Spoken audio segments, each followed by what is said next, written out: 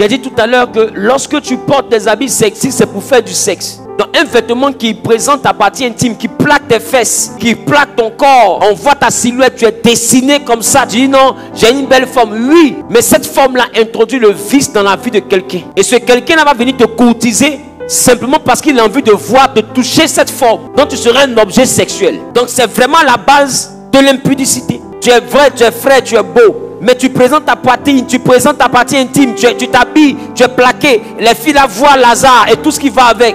Donc celles qui sont vicieuses là, elles auront envie de goûter ce qu'elles voient là aussi. Donc ça va créer ce qu'on appelle des séductions, des tentations. Et beaucoup viennent à l'église pour séduire. Ne viennent pas à l'église pour être simplement présentables, mais viennent avec l'intention de charmer des frères ou charmer des sœurs. Donc c'est réellement une des causes principales mais de l'impudicité, de la fornication et de l'adultère.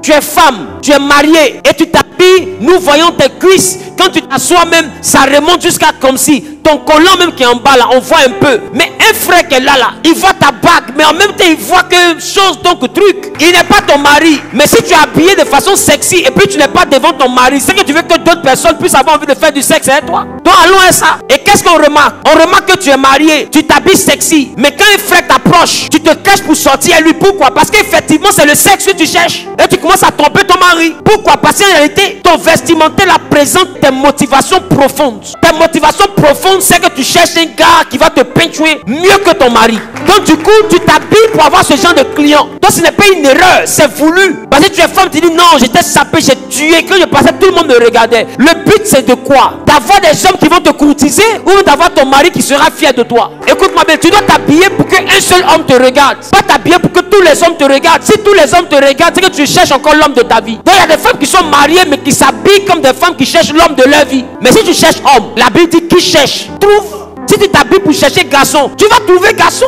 Même si tu es marié, tu vas trouver garçon. Même si tu es enceinte, tu vas trouver garçon. Il y a garçon qui va te peindre un bébé dans ton ventre. Ça existe. Qui cherche, trouve. Donc si tu ne cherches pas garçon que tu es marié, commence à t'habiller comme une femme qui montre qu'elle ne cherche pas garçon. Commence à couvrir ton corps. Commence à te présenter d'une façon digne. Et tu verras que garçon va pas te chercher parce que tu vas présenter une femme autre. Et quand ils vont se voir entre eux là, ils vont dire non, la dame qui est là, elle est trop carrée. Quand tu la vois, c'est l'habiller là. Son apparence me va présenter que tu n'es pas une femme qu'on doit courtiser à la légère. Parce que tu es une femme qui est déjà occupée. Donc le vestimentaire est bel et bien la base de l'impudicité, de la fornication et même de l'adultère.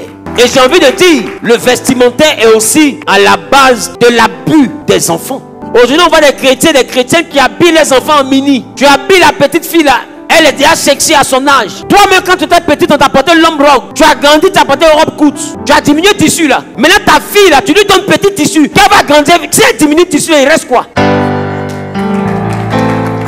Ta maman t'a porté habit long. Toi seul, tu as diminué le tissu là. Voilà ce que tu portes pour te promener. Ça veut dire que quand on nous habille là, quand on grandit, on diminue le tissu. Même nous, on est ici là. Quand on était petit là, on nous habillait les grosses chemises. Quand on arrivait, on dit au couturier, il faut faire près du corps. Bah, quand tu grandis, tu diminues le tissu. Ton petit tissu que tu mets sur ta fille là, si elle diminue là, la gloire de la seconde maison sera toujours plus grande que la première. Et ta fille, c'est la seconde maison. Si toi, tu es la première maison, tu es dans mini, la seconde maison sera nue. Et c'est comme ça, beaucoup commencent à avoir des enfants qui à partir de 11 ans, 12 ans, 13 ans fuguent. Ta fille à 13 ans, elle fait pas tous. Elle a des gars par-ci par-là, des hommes âgés, la courtisent. Pourquoi? Parce qu'elle est sexy. Or, quand on est sexy, c'est qu'on est prêt pour le sexe. Donc, s'ils ont peint ta fille, faut pas te plaindre. C'est l'éducation que tu lui as donnée là. C'est ça qui fait ça. Donc, l'abus des mineurs est rattaché à ça.